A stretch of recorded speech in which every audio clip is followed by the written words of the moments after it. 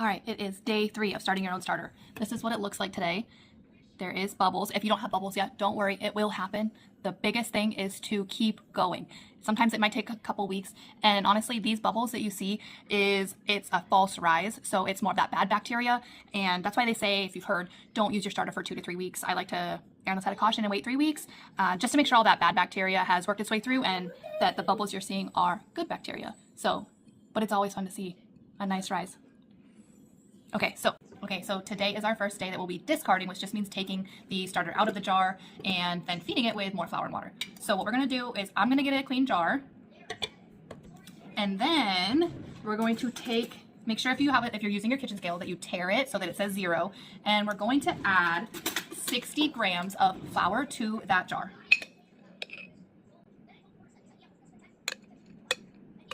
And don't worry if it's not exact, like people have been doing this for thousands of years at least. So if it's, if it's 65 or it's 58, don't worry about it. It's not, don't stress out.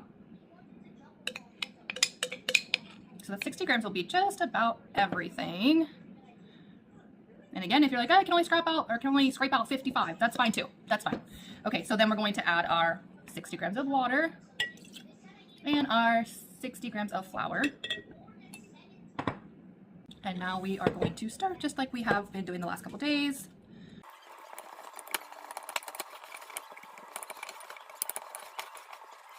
All right, same thing as the last 2 days. Make sure you put the lid, I'll have to get a different lid, or I just like to lay the lids lightly on top just in case they were to build up enough gas. Don't screw it on too tight or really at all, just lay it on.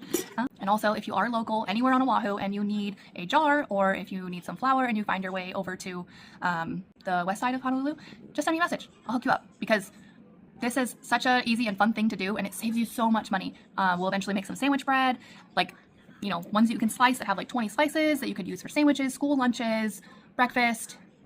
The possibilities are endless, so stay tuned. And side note, I found a lid that fits. I highly recommend these like plastic jars. I got these at Target, I think, or maybe it was Amazon. And again, just lightly lay it on there. Don't screw it down. Don't do that. Don't do that. Just to keep any kind of dust out.